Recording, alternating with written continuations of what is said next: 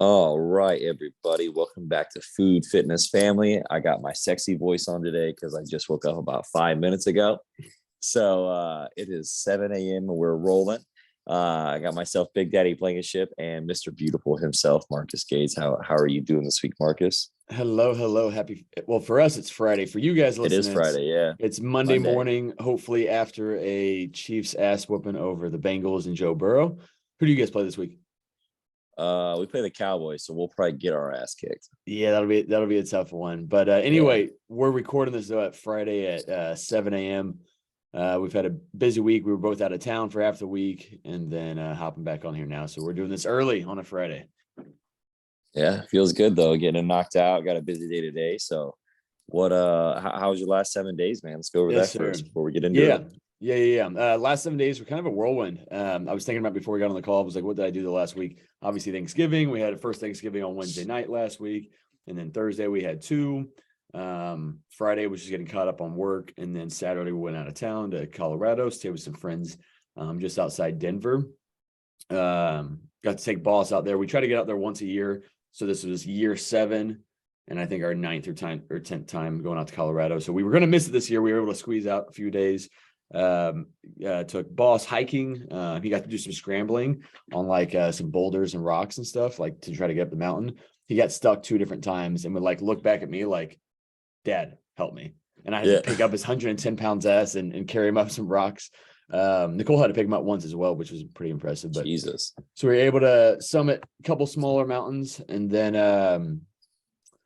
our friends that live out there, they own like 4 or 5 restaurants. One of them is a new steakhouse in Denver called Law's Steak Chop House, which was delightful. And then we went to a Nuggets game on Monday, so that was badass as well. Oh, that looks cool. Yeah. Yeah, we they had a blizzard thing that was kind of coming in Monday night, so we were like, should we leave now or should we just wait till the morning? We waited till the morning and regretted it because it was like 3 hours of driving like half the speed that we should have been driving. So that made the drive a little bit longer, but I got home safe. Signed up a couple of clients ended last week and then early this week, so that was nice as well. And kind of back to it. Last night it was at the KU game late until I think 11 o'clock. We won. It was on ESPN, so that was nice, but definitely created for a tiring morning. Yeah, I bet, man. Jesus. Yeah. Whirlwind. Tell us about yours. You had a lot as well. Man, yeah, it was been crazy 7 days. So I signed up, I think, one client Wednesday, like right before, like the day before Thanksgiving. Mm-hmm. And then I signed up another client that weekend while I was out of town. So, I'm just constantly working. I can't get away. I don't know why. I just like it. But no, it was good. I got to get out. We had Thanksgiving here, ate so much, got to go out and visit my family in Indiana, stayed at my grandma's house. That was really nice. Drove down to Indy on Monday, worked all morning on the road and worked in the Airbnb. And then we went to the Colts game Monday night in Indianapolis. That was a lot of fun, man. What's weird though is I drank a lot Monday night. Like, I haven't drank since May, and I was like, oh man, this is gonna be awful. But I didn't care. I was at a football game. Yeah. And our Airbnb was like 10-minute walk from the stadium. We got back and I was like starving. We had no food. No, actually, I think I saved like a chicken strip from Chick-fil-A.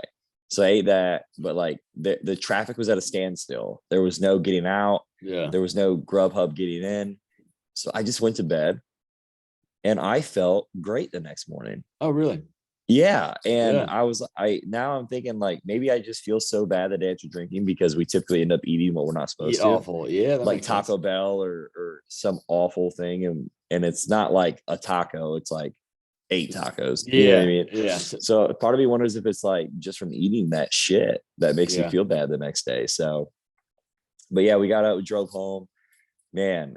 That was the longest day of my life. I think we got home at 4:30 that afternoon, and I was at the gym by 5 training clients. So was right back on it.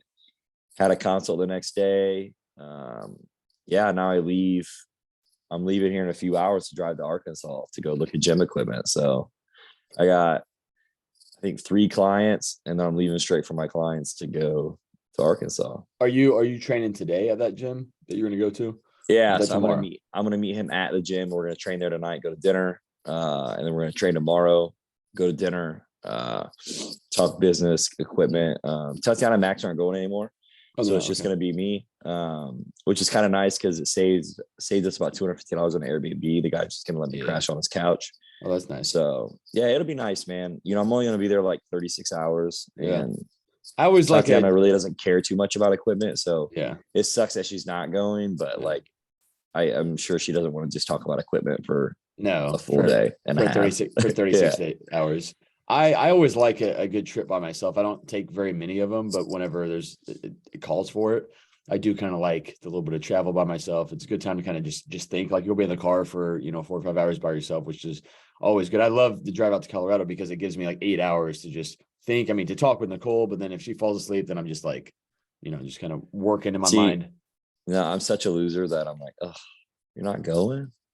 You'd Well, be lonely. I'm the same way with that as well, though. Yeah.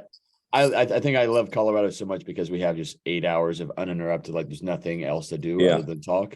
So, with our busy lives, it's nice to have that quality time.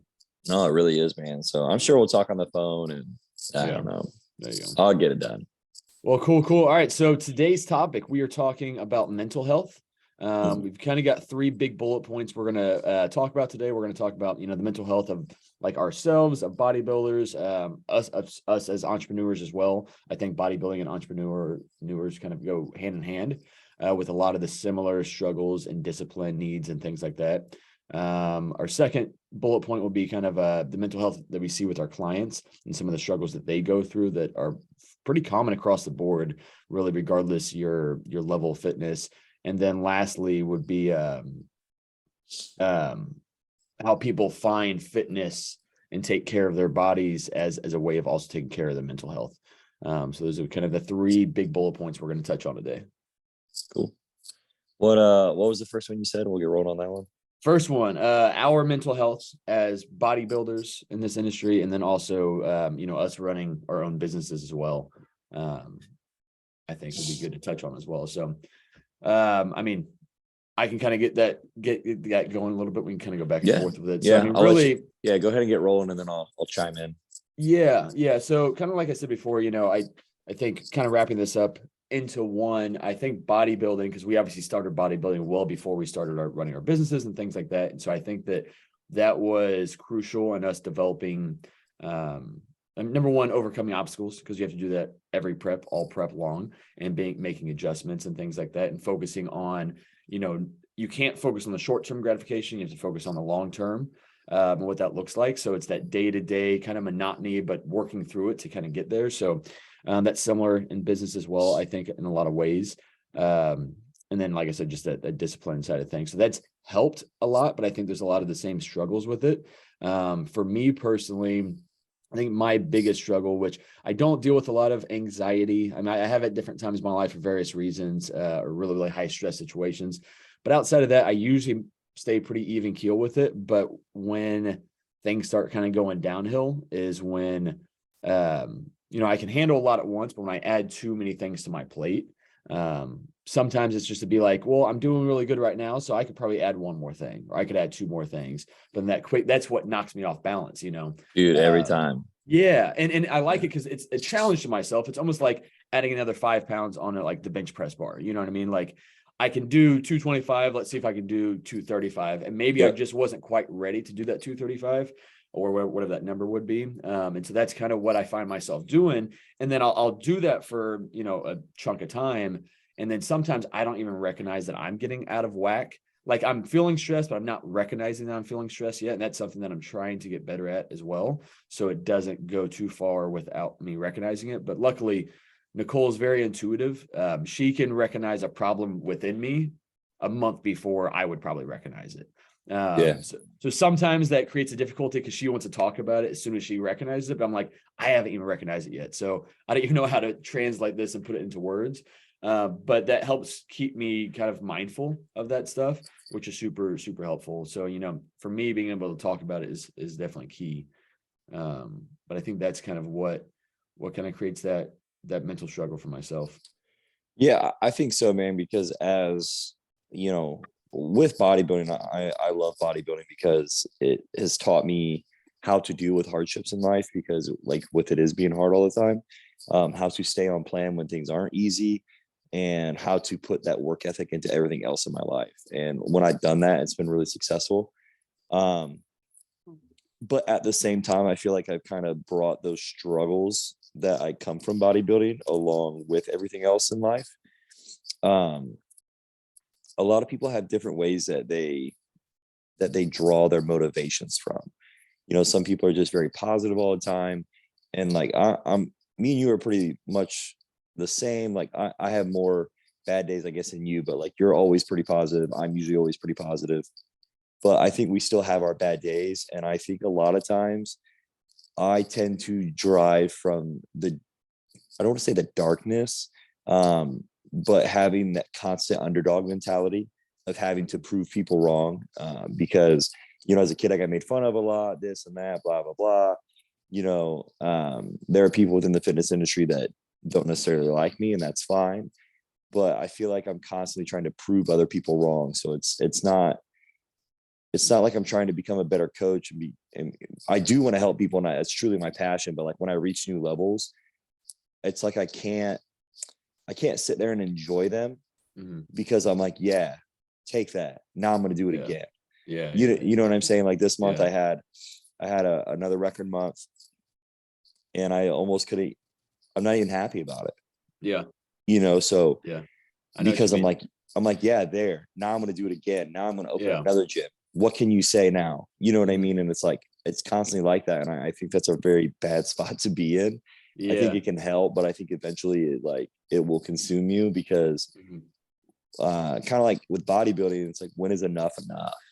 You know, and I think that's one thing that I struggle with, is trying to do too much, like you said, and take on one more. And, you know, it's like, oh, I can add one client in this place because we're going to be there for an hour. Well, then I can do another one. I can do it. I'll just be there 30 minutes after. Next thing I know, I schedule myself for 4 hours. You know, and then Tatiana's pissed at me. You know what I'm saying? So it's like, we need to be mindful of those situations, because it may not feel like mental health, but it is. You know what I'm saying? Oh, no. It definitely is, because that's what's going to contribute to you getting out of balance, getting out of whack, you know, not giving yourself the downtime that you need. You know, I feel like it's a very, very fine line of not doing too much, but also not just being content. I mean, I think contentment is fantastic at different stages and different times, and then being able to stop to just enjoy the moment, enjoy the fruits of our labor, and that type of stuff. You know, vacations are really key for me with that, because I can actually disconnect and just be present in that moment with it, and not be so hungry about like what's next. You know, I feel like a lot of average people, for the most part, they're either content or they're just shy of content. You know, but never really striving to get to that level with it. So like, it's not necessarily good to be there all the time, but it's also not good to just be constantly pushing forward. It's nice to be able to kind of stop, but I struggle with that as well, because I'm kind of the same way. Like I've had back-to-back awesome months, but I'm like, all right, let's keep that shit going. Like I want that to keep on continuing, instead of just being happy with this moment. And I feel like that's a good thing for business, but it's also a bad thing for mental health to not just be able to enjoy, you know, smell the roses. Yeah. One thing I got from, you know, I was in that TRM mentorship group for a while, and I really enjoyed it. And one thing I got from my buddy Jace, who's a mentor in that group, it's building in like reward-based programs for yourself. So, okay, you had a record month. Okay, buy yourself something. You know what I mean? It doesn't have to be hundreds of dollars, but it can be something small. Like, you know, he loves jerseys and shoes. So he sets aside a certain amount of money per quarter and budget just for that, because that's what he enjoys. That makes so, sense. you know, I have something in my head that like when I hit a certain point within my coaching, which it was just basically around like, I think 50 or 40% more than what I am now, which is a pretty lofty goal. But I'll be there. I think I'll be there by March, April.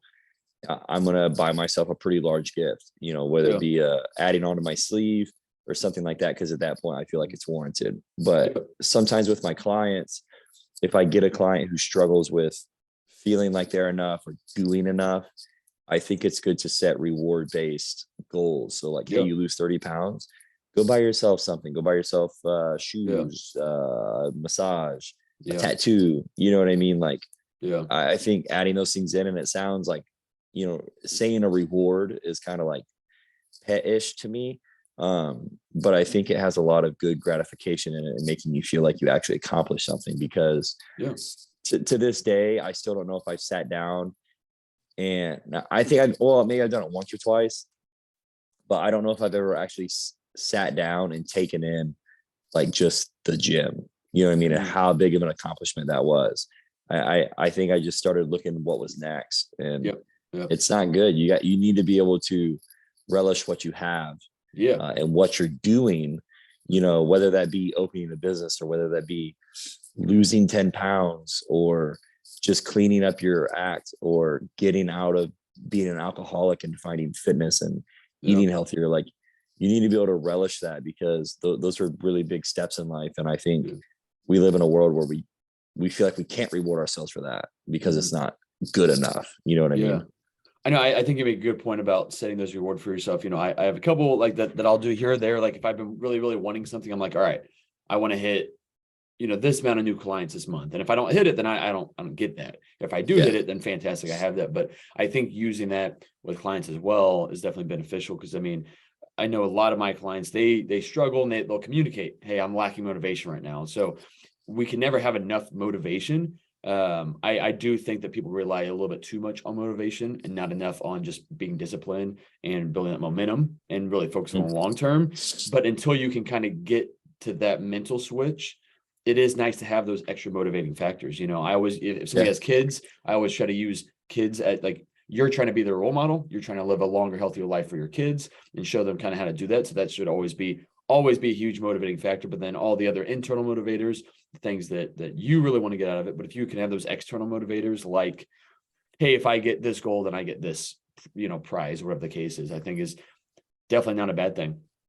No, I don't think so either, man. I think if anything, it helps keep you motivated. It helps make you look at things more positively than negatively. Yeah, for sure. I think something that I do this for myself whenever I'm getting out of balance, but I definitely recommend it with clients that I'm recognizing are having some trouble adopting an optimistic mindset to an extent. That's actually one of my questionnaire questions is, do you think that you're a pessimistic person or an optimistic person? Do you see positive things as being short-term and negative things as being permanent? Or do you see positive things as being permanent and negative things as being short-term?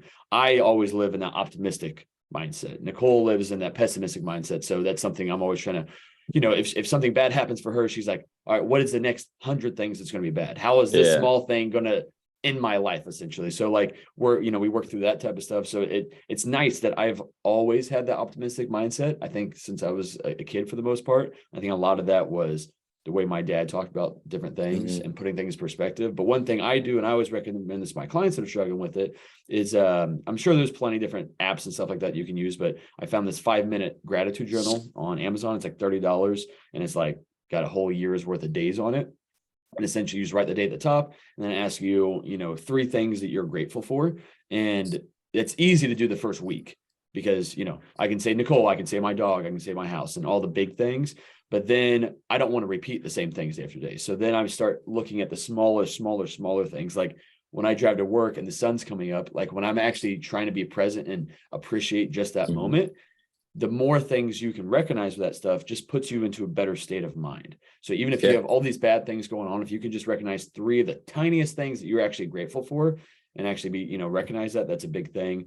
I think I also asked, what are 3 things you want to accomplish today? So I always try to make, one of those a work thing, one of those a family thing. So whether that's with Nicole or the dog, whatever the case is, and just kind of set these small goals for myself.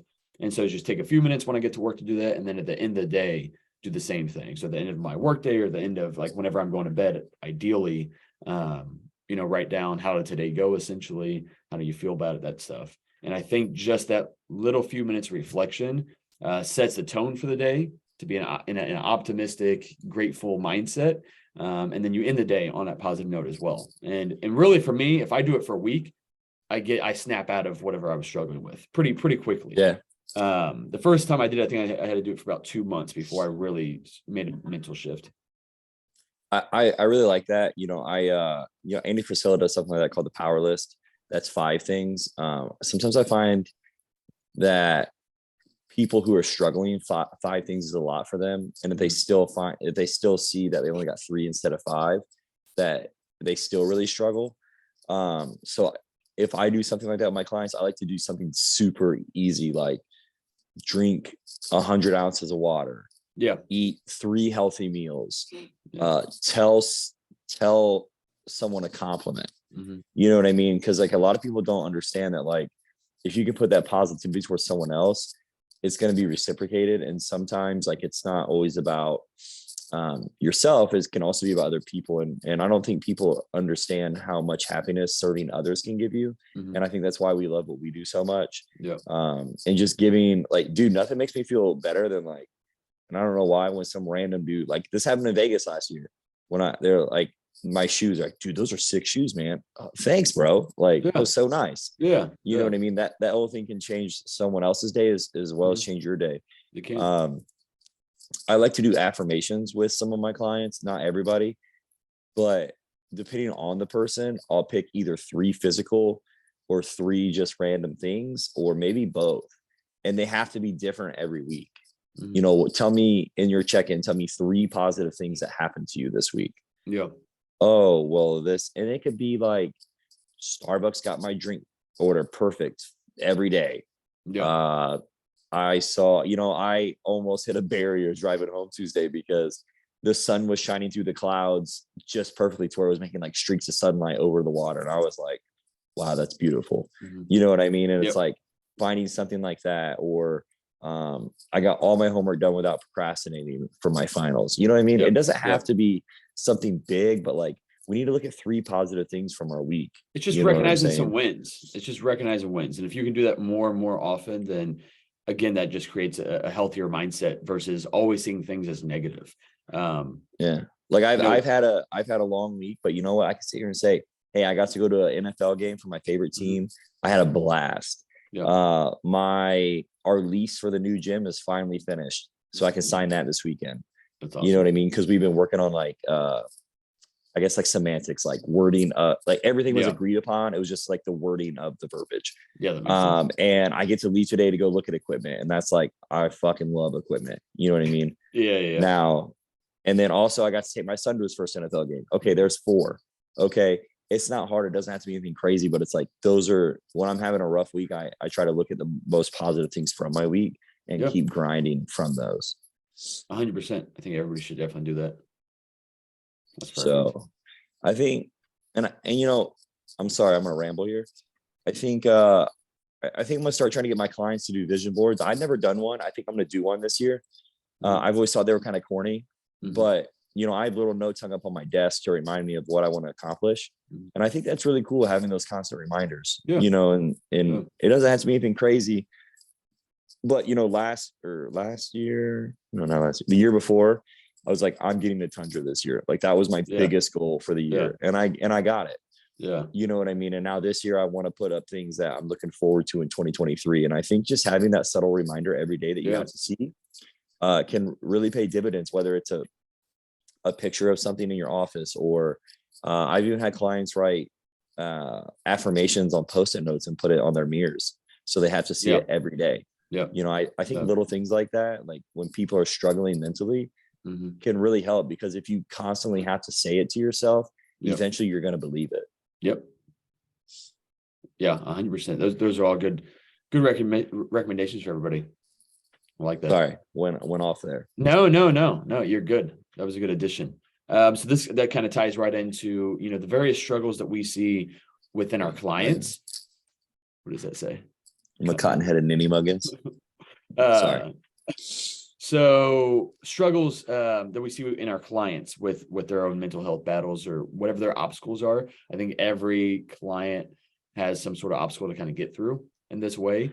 Some things we kind of talked about here was like, number one, just a lack of self-efficacy, a lack of belief in that they can, start this, that they can stick to it, that they can actually reach their goals. I think a lot of people have tried and failed so many times to lose weight, or to build muscle, or to just adopt a healthier lifestyle, that they're scared about failing again. And that fear is kind of a self-fulfilling prophecy of, I think I'm going to fail. And then you're definitely going to fail whenever you go into anything with that mindset, especially something as tough to kind of be consistent with as your lifestyle.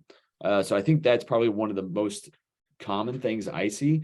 Again, I try to get some of these things on my questionnaire, as many of these items as I can, to an extent. Your how you feel about your body, how you feel about food, how do you feel about your own self-efficacy. Because if I can see that on a questionnaire, then this is something we can, number one, we can address on the consult call. And then number two, I might add questions pertaining to this exact issue on a client's check-ins each week. Kind of like you said before. So, whenever we recognize the mental health of a client, then we can do our job better and address those things. They're going to lead up to long-term progress, whether it be physical, emotional, mental, anything else with that stuff. Yeah, I think so, man. I think one of the biggest things I see is, like you said, not enjoying the process and wanting too much too soon. Especially comparing themselves to people on social media, and kind of sucks. But I think by now we see that like social media is really a facade, and the people that we follow are a facade. Let's look at the Liver King. He got outed this week for taking steroids. Wow, shocker. I don't want to say you're stupid if you really believe that, but it sucks because if you watch him, like, he kind of was like, he was in character. Like, he talked about himself in third person. Like, he kind of reminded me of like WWE. You know what I mean? Yeah. Now, does it suck that he lied about everything? Yeah. But honestly, he helped a lot of people. Like, people don't realize how good like organ meats are for you, and eggs, and like the diet that he promoted. Now, maybe not all of it raw, but like he actually helped change a lot of people's lives by getting them onto what he did. Now, yeah, they're not taking growth hormone, but like the dude did a lot of good, and he lied about taking some growth hormone. Wow, big deal. You know what I'm saying? But I was talking to a guy last night, and like, we live in a world where, and I did it myself. I needed something, and I was going to order it on Amazon, and it was yesterday. And what was that, Thursday? I was like, oh, it's not going to be here till Monday. What? I'm not even going to order it. You know what I mean? It's like, we live in a world where we're so used to 1 day or 2 day things that, like, if it takes longer than that, immediate gratification. Immediate gratification. Yeah. I get clients all the time. They compare themselves to people on social media. And I had a girl who she'll hire me eventually. Like, we talk all the time, and she already told me she wants to hire me and do a show. It's just a matter of time. And she was like, hey, how do you get cuts in your legs? I was like, what do you mean? She's like, well, this person was like, oh, this is how I get definition in my legs. It's this workout. And then I do that and I don't have definition. And I'm like, well, that's because like your body fat's too high. And I'm like, and she's not fat whatsoever. Yeah. But I was like, you're new to training. Like, you do have crazy legs, but like, you just need a little more muscle and a little less body fat. Like, and I pulled up my pictures. I'm like, here's show day and here's off season. Yeah. So I just hate how we look at people and we follow people. Yeah. And a lot of it's just a lie. A lot of it's photoshopped. Yeah. People don't realize that a lot of our favorite fit influencers, or whatever you want to call them, they're in shape one time and they do like 20 photo shoots within 2 weeks, and that's their content for the entire year. Thousands of images. Oh yeah. They Photoshop their stuff. I don't know if you follow Goobu on Instagram. Do you follow No, him? but is that the dude who calls people out about it? Yeah, dude. He calls them shit influencers, and like he fucking dissects their shit and finds them photoshopping and overlaying and stretching photos. Yeah. And it's people that I've like looked up to. I'm like, man, they got a crazy physique.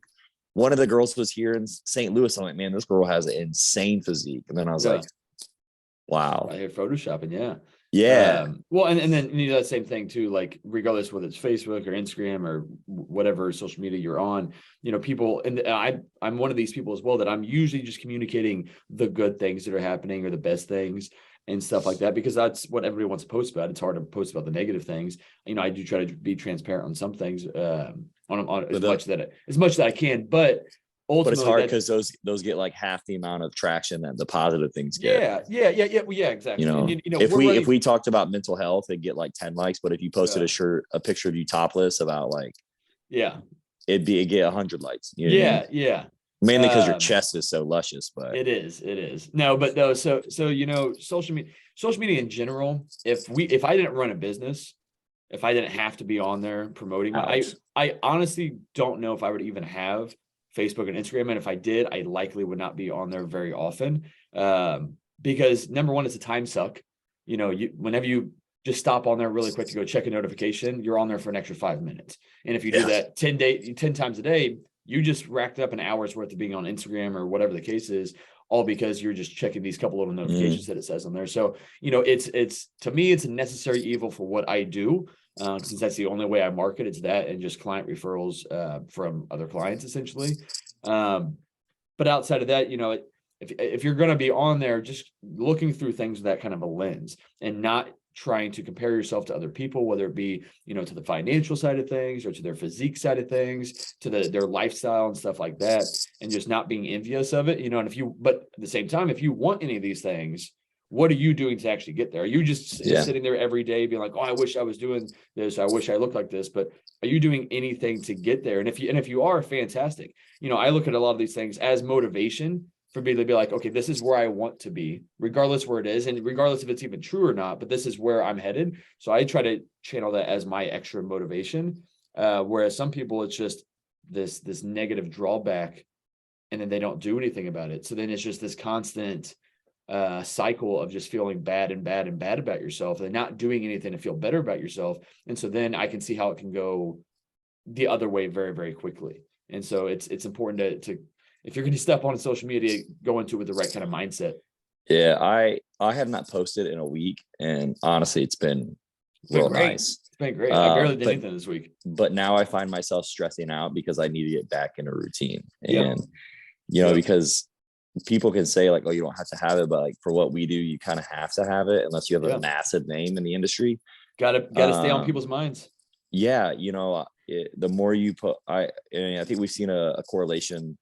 The more we're active, the more we get out of it. You know what I mean? And so that just fuels our fire behind it. Yeah. But it's like at the same time, like I'm sure you get it too. You're like, oh, I've had it's 9:00. Oh my God, I didn't post today. What? Let me go through my phone real quick. What am I going to post? Yeah, you know what I mean? And it's hard, man. Full-time job. Another one. It definitely is. The other two things that I think we should definitely talk on, because this is another thing that I always try to address right away and try to stay on top of this is, people trying to be too perfect, and or the all or nothing mentality where, people will, if they can't be 100% spot on today, then they're just going to give 0%. Yeah. If they can't work out today, well, screw it. I might as well not eat well. And that's going to translate over to probably not drinking enough water. That's going to translate over to not sleeping well. And now you're stuck in this shitty cycle. And so now you did absolutely nothing for yourself. Or it's the other people that I've been perfect all week long. And the first thing that messes them up completely throws them off into this like a train wreck.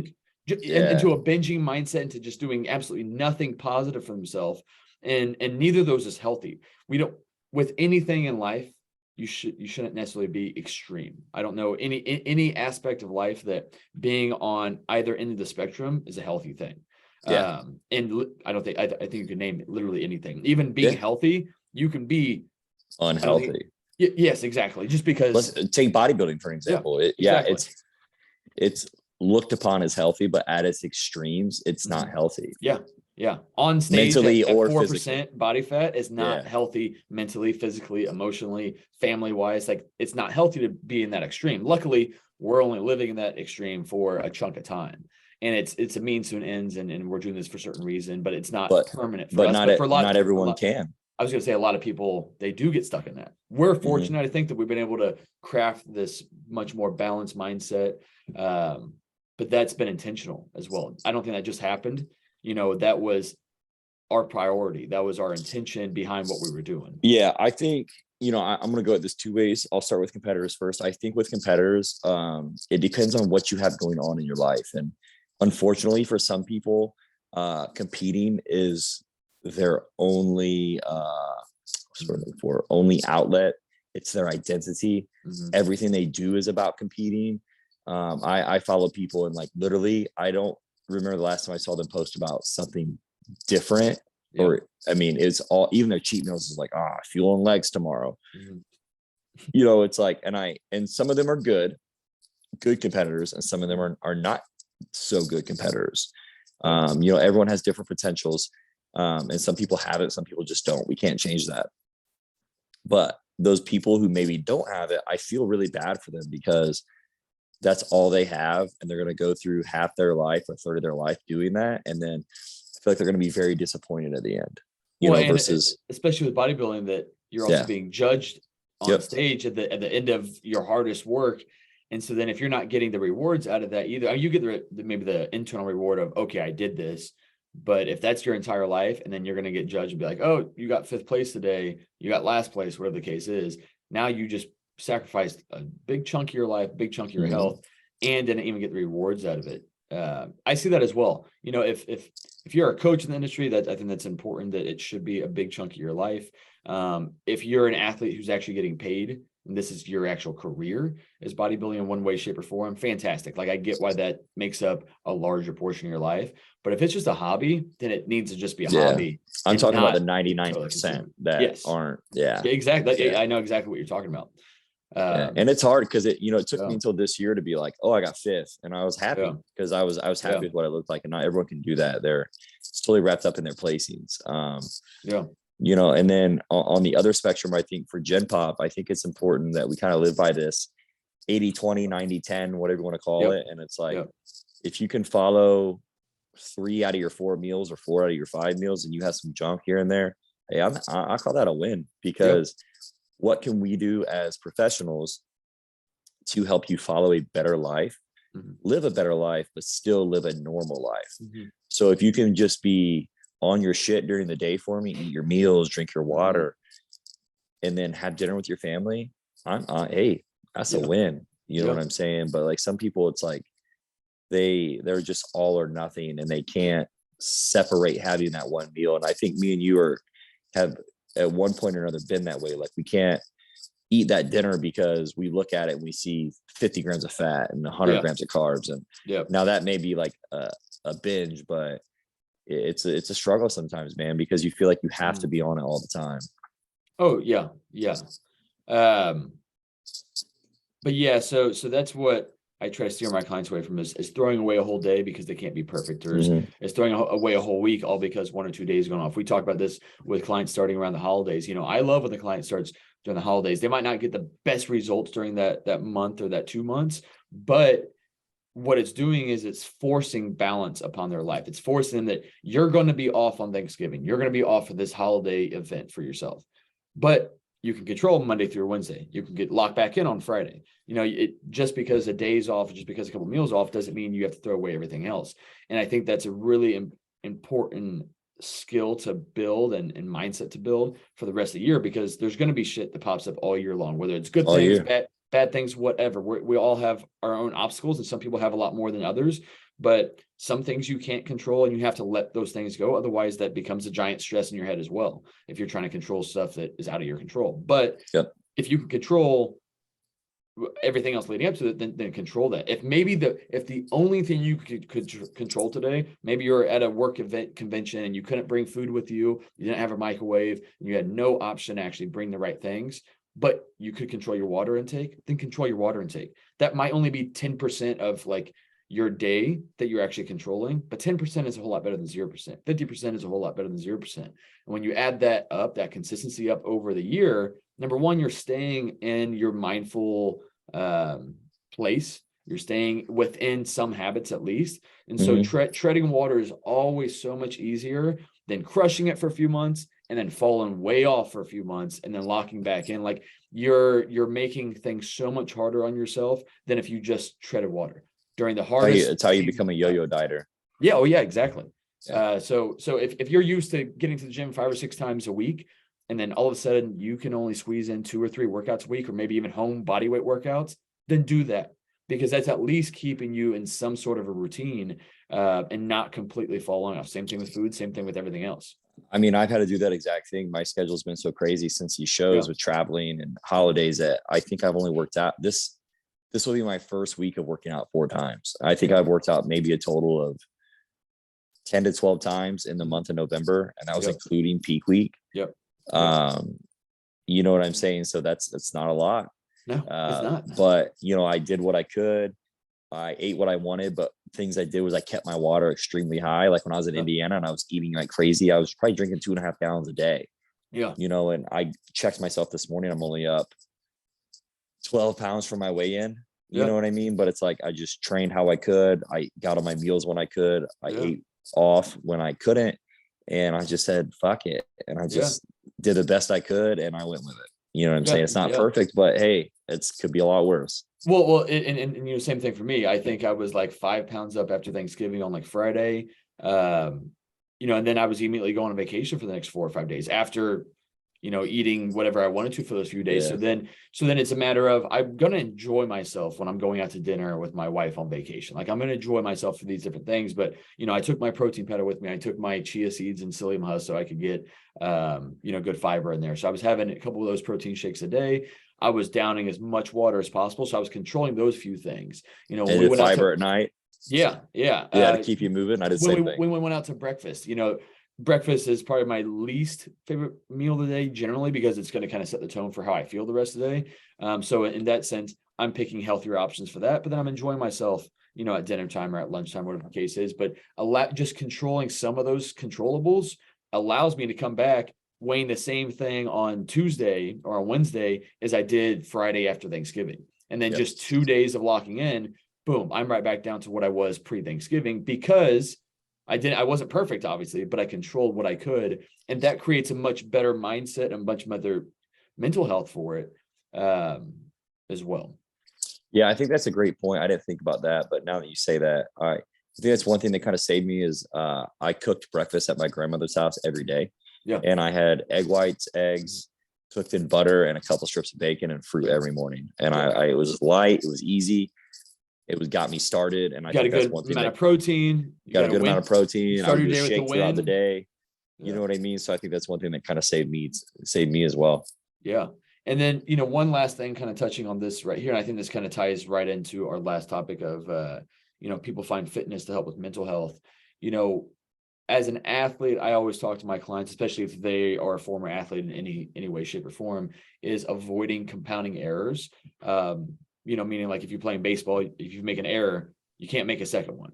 You don't want the pitcher to then walk somebody or to hit somebody or to give up a home run, because your team just had 4 or 5 compounding errors, which led to you guys being down 5-0 in the first inning. Yep. So like, it's important to stop the bleeding as fast as you can.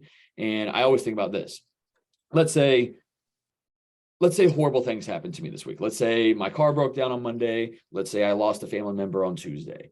Those are absolutely terrible things. And those might depress me a little bit. But if I maintain what I can fitness-wise, if I try to still get some workouts in that week, if I have time to, if I try to go on a walk, if I still make healthy choices with my food, I'm treading water on those things. So then when I come out of that depression or I come out of that tough time, I'm pretty much in the same place that I was. Yep. And I didn't backtrack, but you're not any better. You're not any worse. Exactly. But you stayed where you were. 99% of people do though is when one bad thing happens and the second bad thing happens, they start letting all their staples that actually have them feeling the best, let those go by the wayside. They start sleeping worse. And I get the sleep thing because sometimes we can't control that because of the stress.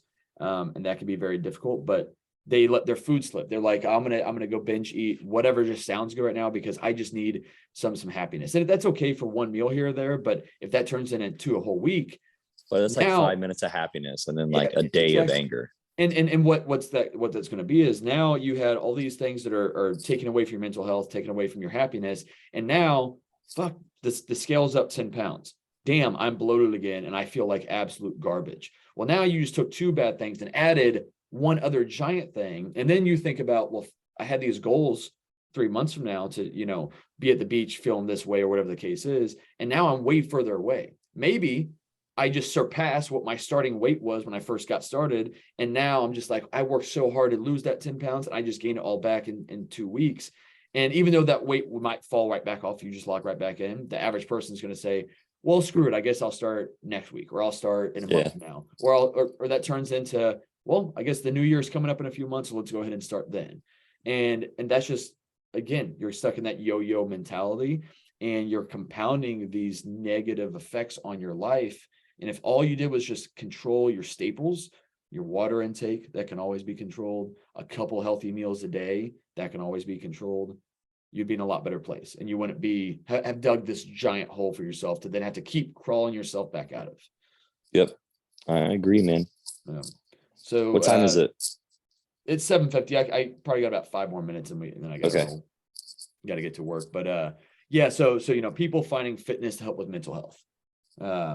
So that's kind of my take on that exact things right there, is that control the controllables and don't dig yourself a big hole. Yeah, I think the last thing we could touch on is how fitness causes mental health issues. Yeah, I think a lot of people are happier when they're not before they got into fitness than when they got into fitness. Because we start to compare ourselves to other people so much, and we start to constantly look at ourselves and micromanage ourselves, and everything we do is about how we look, and it just becomes very unhealthy very fast. There's bigorexia where, bodybuilders, while they're bigger than majority of people, they feel like they're tiny. You know what I mean? And there's other people who they're small and they think they're huge. Yeah. You know what I mean? Like, we've all seen that person that's like 165, 170, 180 pounds. They look like dog crap. You know what I mean? Because they don't have any muscle yet. And they're the first one taking their shirt off and posing in the middle of the gym, versus the guy that's actually huge. You never see him take his clothes off. Yep. You know what I'm saying? But that guy who's huge is 10 times more self-conscious than the other guy. Myself, like, I don't even like to take my shirt off at the pool, which is kind of an issue. You know what I mean? It's like, I train, I eat, I compete. I don't even like to take my shirt off at the pool because I feel like someone's going to look at me weird because I don't look perfect. You know what I mean? I think those are some of the things that we kind of get into, especially the female side of it. They need bigger butt, they need a smaller waist, they need a flatter stomach. Yeah. So I think as many mental health issues as fitness cures, I think it also causes just as many. Oh yeah. How you feel? No, I'm the same way. I'm somebody, I've always been lean for majority of my life, except for whenever like I've done a purposeful bulk and I've just put on weight, which probably wasn't always in the best ways because I was doing that early in my lifting days. But case in point, I never felt anything bad about like my abs and what they used to be when they were probably about where they are now in terms of like how lean I am. But when you step on stage and you're shredded and you're 4-5% body fat or even lower, whatever the case is, and you don't have an ounce of fat on you, that feels awesome because you know how hard you work for that and all that good stuff. And you're like, God damn, I'm just chiseled. Mm-hmm. And so that's awesome. But as soon as you allow some flexibility back into it and you allow your body weight to get back into a healthy position, for me, I gain all my body fat right in my stomach. Like the first place it goes, that's the last place that comes off. Whereas like right now, my legs are still striated. My legs are still cut up and veiny and all that stuff, which is awesome. To me, that's a sign of like, okay, I'm pretty damn low body fat, but my stomach has added some of that softness back on. And even though my abs are probably still better than 99% of the population, they're not as good as what they were on stage. And that creates a mental thing for me that I have to be mindful of. Otherwise it could take away from my happiness where my body is. Dude. Like if I walk by the mirror now without my shirt on, I'm like, I don't even want to say it, but I'm like, fuck, like I've gained a little bit of fat. Like I feel soft right now. And in reality, again, I'm still sub 10% body fat easily. I'm still looking good and better than a lot of people in terms of that, but I got to kind of check my own mindset at the door and be like, dude, you're fine. You should have some of this body fat on you. It's a good thing. Yeah. So I have a client who's like 215, bro. And I don't know how he's 215. He looks like he's 240. He's massive. He's round. He's bubbly. He's like 10% body fat. His quads go from his kneecap all the way into his hip. Like, it's absurd. And he'll update me and he'll be like, I feel kind of fat this week. And I'm like, you look better than 98% of the people walking around. Like, it's insane. Yeah. And he's never even competed. And we're trying to get him on stage.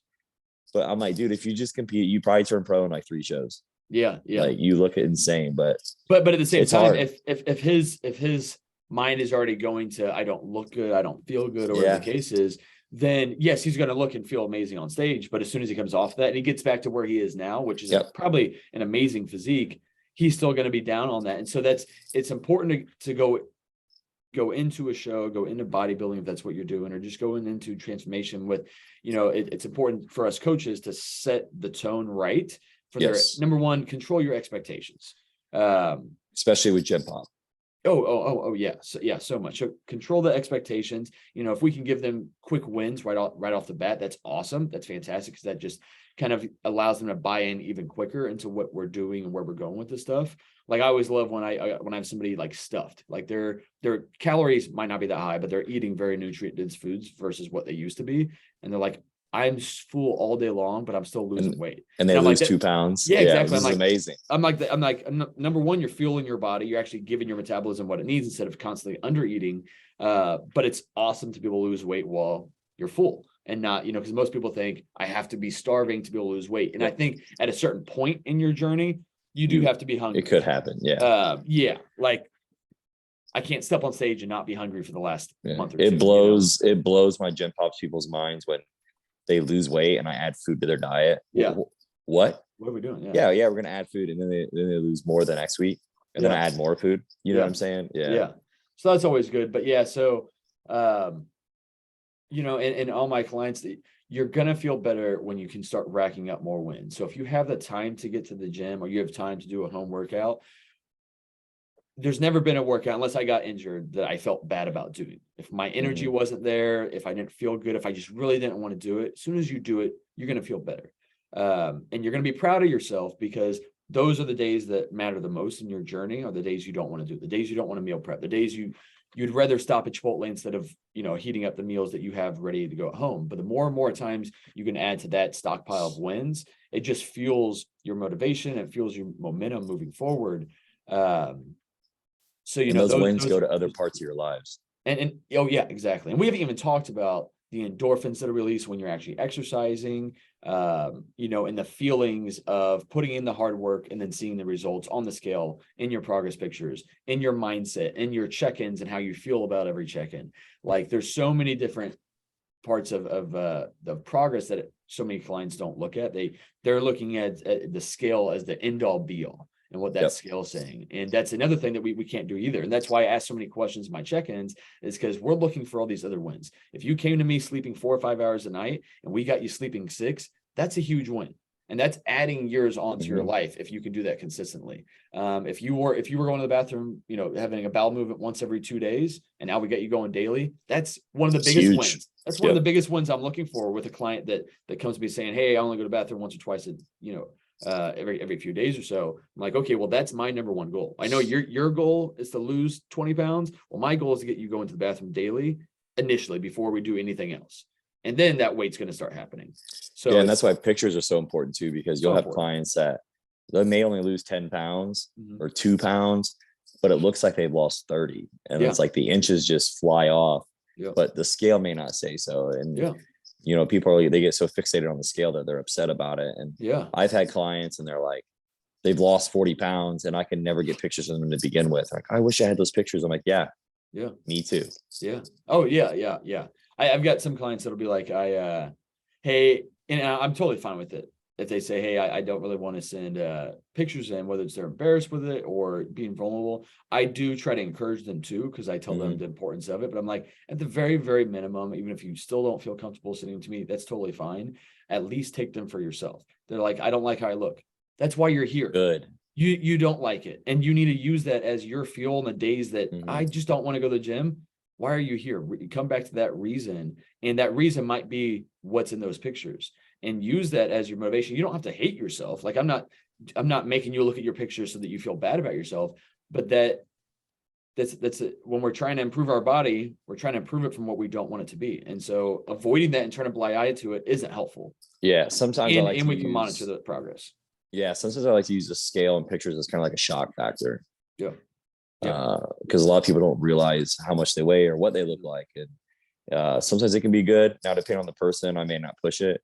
But if I think they can handle it, I'll push it. And I don't want to say make them do it, but it's like, hey, I can't do anything unless I have pictures. You know what I'm saying? And really same thing with weight as well, because I have other clients as well that like, I haven't weighed in years because the scale just makes me so upset. And like, those are people that we have to work on looking at all their other progress that they're making and add up those wins with it. And again, if that's where their mental health is, at least in terms of the scale and how it affects their day, they're like, I don't want to weigh on Thursday or Friday because it's going to ruin my whole weekend. Like, first off, that sucks. That's going to ruin your whole weekend. But that's been years and years of trauma in terms of that type of stuff.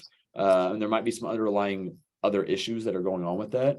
So I'm not going to force that, but kind of like you said with the pictures, like I've got to have some sort of biofeedback like that I can actually monitor. Like, hey, if you're eating 1,800 calories, I need to know if you gain 5 pounds or drop 5 pounds. Like I got to know that, because otherwise we don't really know. And if we don't have the weight, that kind of ties my hand, it handcuffs what we can do, but we can still look at all the other progress. And I think that if you're seeing progress in other ways and you start seeing that these things are working, then those clients usually are like, okay, I'm okay with it starting to weigh or starting to send pictures, whatever the case is. For sure. So yeah, everybody's a little bit different. And so that's important to recognize as a coach. But I think we could sit here and talk about this stuff for hours and hours and hours. Yeah. And honestly, I think that it'll be a topic we can come back to and hit from a different angle. Maybe even have a couple different therapists on that can kind of talk about certain, for sure, body dysmorphia or other issues and stuff like that. But, number one, I think that the thing we should leave off of this is have somebody to talk to. Hopefully it's a spouse or a best friend or anybody you can communicate any of this stuff to, find help wherever you can get it.